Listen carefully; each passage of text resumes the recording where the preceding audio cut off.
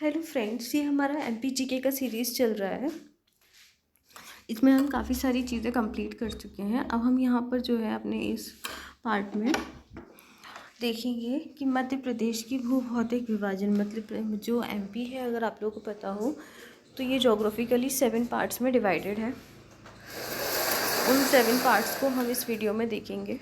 ठीक है, चलिए स्टार्ट करते हैं कि जो है MP जो है आपके किसका पार्ट है, गोंडवाना लैंड का पार्ट है। आपको पता होगा कि गोंडवाना लैंड और अंगारा लैंड, दो लैंड के बारे में हमें पता चलता है। तो MP जो है ये आपके गोंडवाना लैंड का पार्ट है और जो है ये एक लैंडलॉक कंट्री है। मतलब ये किसी भी आपके ओशियन, सी या वाटर बॉडी को टच नहीं करता है। एक चारों तरफ से स्थल से घिरा हुआ है। ठीक है, कहीं से भी ये किसी जल क्षेत्र को नहीं छूता है, बड़ी जल राशि को नहीं छूता है। ठीक है, जिसकी वजह से यहाँ पर आपको क्या है कि वाटरवेज यानी कि जल मार्ग नहीं देखने को मिलेंगे। ठीक है, फिर आता है कि जो है ये आपके कितने राज्यों की सीमा को छूता है। उत्तर प्रदेश, राजस्थान, महाराष्ट्र, गुजरात व छत्तीसगढ़ राज्य की सीमा को छूता है। ठीक है फ्रेंड्स, चलो आगे है आपका MP जो है ये इंडिया का कितना परसेंट पार्ट है, एरिया वाइज 9.38%। ठीक है, MP इंडिया का 9.38% पार्ट है। और आप लोग को पता ही होगा कि MP जो एरिया वाइज है वो सेकेंड लार्जेस्ट स्टेट है आपके इंडिया के जितने भी स्टेट्स हैं उनमें सेकेंड लार्जेस्ट है। पहले फर्स्ट था, लेकिन जब से छत्तीसगढ़ डिवाइड हुआ है तब से ये सेकेंड नंबर पे आ गया है अपना MP। ठीक है, फिर आता है कि MP में जो आपके सीजन्स हैं, ठीक है, तो यहाँ पर जो है आपकी गर्मियों को यूनाला कहा जाता है, सर्दियों को शियाला कहा जाता है और बरसात को चौमासा कहा जाता है। रेनी सीज़न चौमासा होता है और आपका समर सीज़न यूनाला और विंटर सीज़न क्या होता है आपका, शियाला होता है। मध्य प्रदेश जो है ना वो उसे आप 7 पार्ट्स में डिवाइड कर सकते हो। उन्हें हम अभी देखते हैं वो कौन से 7 पार्ट्स हैं। फ्रेंड्स, हम जो है इसको MP का जो भौतिक विभाजन है या फिज़िकल डिवीजन है उसे 7 पार्ट्स में कर सकते हैं और मेनली 3 पार्ट्स में करते हैं। ठीक है, तो मेन 3 कौन से हैं, मध्य उच्च प्रदेश है आपका, सेकंड है आपका सतपुड़ा मैकाल और थर्ड है आपका पूर्वी पठार जिसमें आपका बघेलखंड का पठार आता है। ठीक है, और जो आपका सतपुड़ा मैकाल है ये आपका जो नर्मदा बहती है उससे नीचे का एरिया है। और आपका जो मध्य उच्च प्रदेश है ये आपकी जो नर्मदा बहती है, नर्मदा घाटी है, उससे ऊपर का सारा इसमें कवर हो जाता है। नर्मदा सोन घाटी भी इसमें ही कवर होती है। ठीक है, एक बार देख लो कि मध्य भारत का पठार जो कि 10.68% है, ये मध्य उच्च प्रदेश का भाग है। इसमें आपके ग्वालियर संभाग आता है और कुछ उज्जैन संभाग के ज़िले भी इसमें आ जाते हैं। फिर आता है आपका मालवा का पठार। मालवा का पठार है आपका 28% एरिया है इसमें मालवा के पठार में। फिर आता है आपका रीवा पन्ना का पठार, इसमें 10.37% एरिया आता है किसमें, रीवा पन्ना के पठार में। मालवा का पठार आपका जो है ये भौगोलिक मतलब फिज़िकल सबसे बड़ा पार्ट है आपके पूरे MP का। आप देख लो खुद ही 28% है और सेकंड नंबर पे सबसे बड़ा आपका हो जाता है नर्मदा सोन घाटी जो है आपका 26%। ठीक है, फिर आप देखते हो कि आपका जो मध्य उच्च प्रदेश है, सॉरी सतपुड़ा मैकाल श्रेणी है, ये आता है सेकंड नंबर पे, ये आता है आपका 11% पे। उसके बाद में आपका आता है मध्य भारत का पठार, ये है आपका 10.68%। मालवा हो उसके बाद आता है आपका रीवा पन्ना का पठार, ये है आपका 10.37%। फिर है आपका बुंदेलखंड का पठार 7.7%। और इधर जो आपका पूर्वी पठार है बघेलखंड का पठार, ये है आपका 7%। ठीक है, इसे सफ़ेद शेरों की लिए ये फेमस है बघेलखंड का पठार। ठीक है, अब देखते हैं फ्रेंड्स हम इसके प्राकृतिक विभाग। हमने अभी जो इसके 7 डिविजन्स पढ़े, अब हम उसकी कुछ इम्पॉर्टेंट चीज़ों को नोटिस करते हैं। इसमें है आपका नंबर 1 पे मध्य भारत का पठार, दूसरा है आपका मालवा का पठार, तीसरा है आपका रीवा पन्ना का पठार, चौथा है बुंदेलखंड का पठार, पांचवा नर्मदा सोन का पठार, छठवा सतपुड़ा मैकाल श्रेणी पठार और सातवां है आपका बघेलखंड का पठार। ठीक है, अब आता है आपका, ये हम नाम पहले ही देख चुके थे, इनका एरिया भी देख चुके थे कि ये कितना % पार्ट है और कहाँ कहाँ है। ठीक है, अब चलो हम इनके थोड़े इम्पोर्टेंट फैक्ट्स देख लेते हैं कि जो मालवा का पठार है ये है राज्य का औद्योगिक क्षेत्र व कृषि क्षेत्र, मतलब जो सबसे ज़्यादा इंडस्ट्रीज़ का डेवलपमेंट कहाँ है, आपके मालवा के पठार पे ही है, और सबसे ज़्यादा आपका एग्रीकल्चर का डेवलपमेंट भी इसी एरिया पे है। ठीक है, फिर आता है आपके मालवा के पठार में जनसंख्या घनत्व जो है वो तुलनात्मक रूप से अधिक है। जो आपका मालवा का, देखो सीधी बात है, जहाँ पर डेवलपमेंट ज़्यादा होता है वहाँ पे पॉपुलेशन डेंसिटी ज़्यादा होती है। उसके पीछे लॉजिक है सीधा सा, जहाँ लोगों को काम मिलेगा, रोज़गार मिलेगा, वहाँ पे लोग ज़्यादा सेटल होंगे ना, और जहाँ पर उन्हें रोज़गार नहीं मिलेगा वहाँ पे वो सेटल होकर क्या करेंगे, सीधा फंडा। ठीक है, चलो फिर है आपके मालवा का पठार जो है राज्य का औद्योगिक क्षेत्र एवं कृषि क्षेत्र भी है, और मालवा के पठार में जनसंख्या घनत्व तुलनात्मक रूप से कितना है, अधिक है।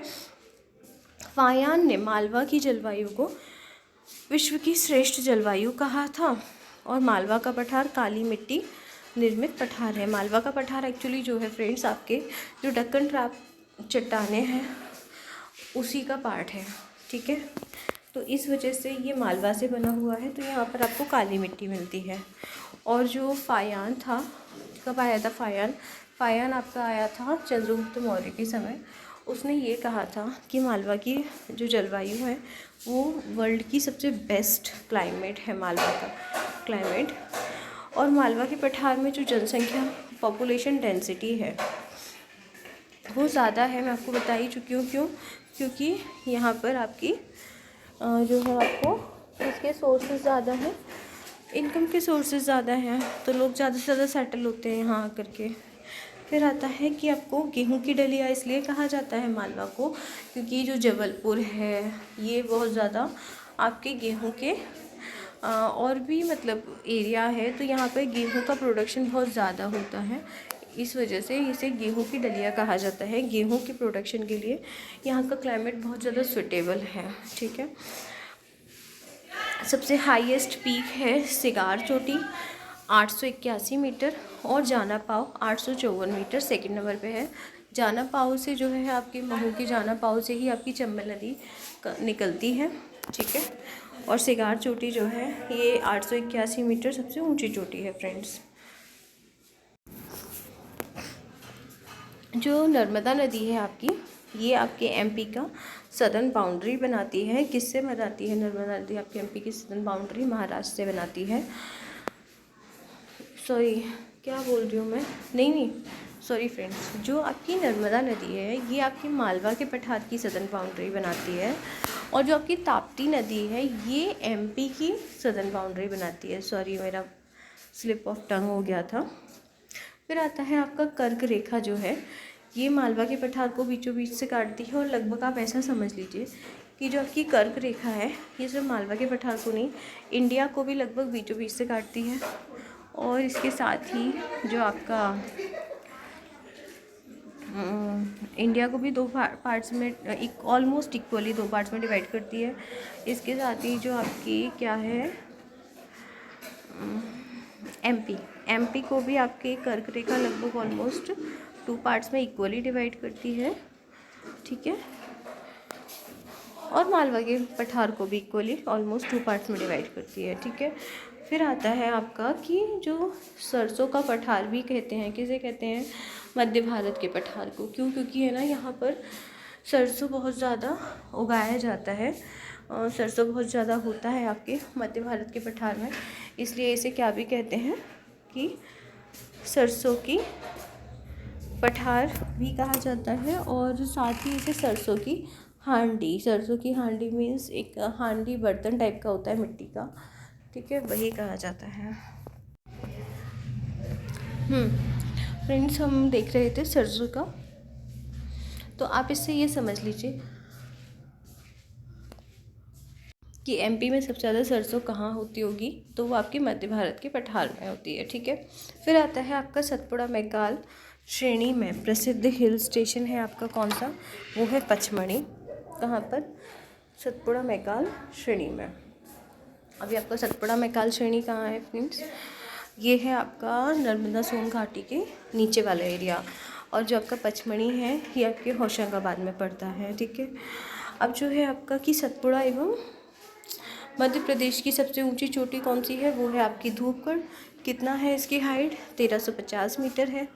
पूरे एमपी की सबसे ऊंची चोटी है ये जो धूपगढ़ है। ये कहाँ है, ये है आपकी होशंगाबाद में, यानी कि पचमढ़ी में। धूपगढ़ आपकी चोटी है पचमढ़ी में, होशंगाबाद में। ठीक है, और ये सबसे ऊंची चोटी है एमपी की भी और सतपुड़ा की भी। ठीक है, मालवा की सबसे ऊंची चोटी कौन सी है, सिगार है। ठीक है, धूपगढ़ की हाइट याद रखिएगा 1350 मीटर है। सतपुड़ा मैकाल श्रेणी राजपीपला मध्य श्रेणी एवं मैकाल श्रेणी में विभाजित है। जो आपका जो सतपुड़ा मैकाल रेंज है, इसके कई सारे सब डिविजन्स किए गए हैं। ठीक है, जिसमें आपका है राजपीपला, और जो भी मतलब जो आपका वेस्टर्न पार्ट है, जो आपका पश्चिमी भाग है, उसे कहते हैं राजपीपला हिल्स। मध्य भाग को मध्य श्रेणी कहा जाता है, और मैकाल श्रेणी तो आपका है ही, मैकाल का पठार भी है, और ये आपका पूरा ईस्टर्न पार्ट है। ठीक है फ्रेंड्स, चलो फिर आता है आपका रीवा पन्ना पठार में हीरे एवं चूने का भंडार मिलता है। कहाँ मिलता है, जो आपका रीवा पन्ना का पठार है, इसमें क्या मिलता है, इसमें हीरे और चूने का भंडार मिलता है।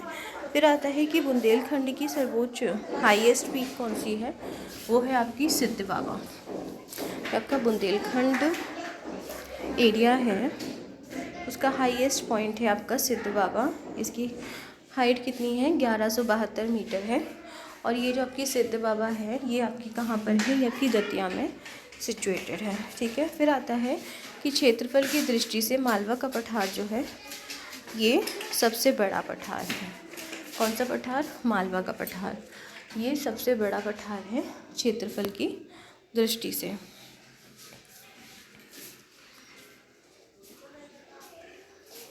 ये हम देख ही चुके थे, कितना परसेंट था मालवा का पठार, आपका था 28%। फिर आता है आपका रीवा पन्ना के पठार के दक्षिणी हिस्से जो हैं कर्क रेखा से गुजरती है। ठीक है, जो आपकी रीवा पन्ना का पठार है कि जो दक्षिणी हिस्से, उसके मतलब सदर्न पार्ट को टच करती हुई आपकी कर्क रेखा निकलती है। ठीक है, फिर आता है आपका जो है कि अर्थव्यवस्था जो है, वो आपकी नर्मदा सोन की घाटी जो है, वो बहुत ज़्यादा कृषि उपज के लिए फेमस है, और वहाँ से बहुत ज़्यादा कृषि उपज होने के कारण उसे जो है रीढ़ की हड्डी कहते हैं अर्थव्यवस्था की। ठीक है, क्योंकि वहाँ की मिट्टी बहुत ज़्यादा उपजाऊ है, सिंचाई सुविधा उपलब्ध है, इसलिए वहाँ पर बहुत ज़्यादा आपका कृषि उपज होती है।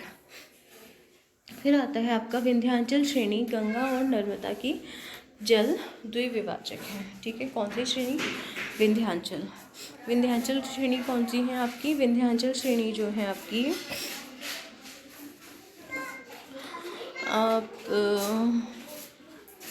आप जब मालवा का पठार देखते हो, तो मालवा के पठार को नर्मदा नदी काटती है। ठीक है, और नर्मदा नदी से ऊपर जो पर्वत श्रेणियाँ हैं, वो आपकी विंध्याचल की श्रेणियाँ ही हैं, क्योंकि जो आपकी नर्मदा है, ये विंध्याचल के दक्षिण से होकर बहती है। ठीक है, तो ये जो नर्मदा, अब आप ये खुद लॉजिक से सोच लो कि नर्मदा आपकी कहाँ बह रही है, विंध्याचल के दक्षिण से। ठीक है, अब जब बीच में एक पठार आ गया है, तो क्या ऊपर की कोई भी नदी नर्मदा में आकर मिल पाएगी, मतलब दूर वाली जो आपके गंगा क्षेत्र की है, गंगा की सहायक नदी है। ठीक है, तो वो आके नहीं मिल सकती ना। तो जो आपकी विंध्याचल है, उसकी स्थिति कुछ इस तरीके से है की है कि वो गंगा और नर्मदा के बीच के जल को डिवाइड करने का काम करती है। आप ऐसे सिंपल वर्ड्स में समझ लो कि जितनी भी नर्मदा की सहायक है और जो गंगा की सहायक है, उन दोनों का डिवीज़न, उन दोनों को अलग अलग करने का काम कौन करता है? वो आपकी विंध्याचल रेंजेस करती हैं, ठीक है। सतपुड़ा श्रेणी जो है ये आपकी नर्मदा एवं दक्कन के पठार के बीच में जल विभाजन करती है। विंध्याचल जो है इसने आपकी गंगा और नर्मदा के जल को अलग अलग किया, और जो आपकी सतपुड़ा श्रेणी है इसने नर्मदा और जो दक्कन का पठार है, डेक्कन प्लेट्यू, उसके बीच में डिवीज़न किया, ठीक है फ्रेंड्स। अब हम देखते हैं मध्य प्रदेश की ऋतुएं। मध्य प्रदेश की ऋतुएं जो है हमने अभी एक बार देखा भी था कि मध्य प्रदेश में जो गर्मी का मौसम है, जो ग्रीष्म ऋतु है, उसे मार्च से जून तक रहती है। इसे क्या कहा जाता है? इसे युनाला कहा जाता है। और ये जो रहती है शुष्क, यानी कि इसमें जो है आर्द्रता कम होती है, ह्यूमिडिटी कम होती है, ठीक है। यहाँ पे मतलब गर्मियों में बारिश नहीं होती है, ठीक है। और स्काई बिल्कुल क्लियर रहता है, मौसम एकदम साफ़ रहता है, बादल नहीं रहते हैं और धूप बहुत ज़्यादा तेज़ होती है। फिर आता है आपका विंटर सीज़न, इसे बोला जाता है शियाला, ठीक है। और ये जून से सितंबर तक, सॉरी फ्रेंड्स, मैंने वर्षा को विंटर बोल दिया। आपकी वर्षा ऋतु आती है ग्रीष्म ऋतु के बाद में, ये आपकी जून से सितंबर तक रहती है। इसमें जो है मतलब वर्ष की मैक्सिमम बारिश जो होती है वो इसी मौसम में होती है, ठीक है। और जो है आपकी मॉइस्चर बहुत ज़्यादा होता है, इसमें धूप कम हो जाती है क्योंकि आसमान में जो है बादल छाए रहते हैं, मौसम साफ़ नहीं रहता है, तो धूप नहीं आ पाती है उतनी ज़्यादा, ठीक है। फिर आता है आपका शीत ऋतु, इसे सियाला कहा जाता है, और वर्षा ऋतु को चौमासा कहा जाता है। ये रहता है आपका सितंबर से दिसंबर तक। इसमें बहुत ज़्यादा, इसमें जो है आर्द्रता गर्मियों की अपेक्षा ज़्यादा होती है, ओस बढ़ती रहती है, जिससे आपको फ्रॉस्ट, फॉग और मॉइस्ट इन फॉर्म में आपको मॉइस्चर और ह्यूमिडिटी मिल जाती है एटमॉस्फेयर में। और तापमान तो फिर कम हो ही जाएगा, तभी तो वो शीत ऋतु है, इसे सियाला कहते हैं।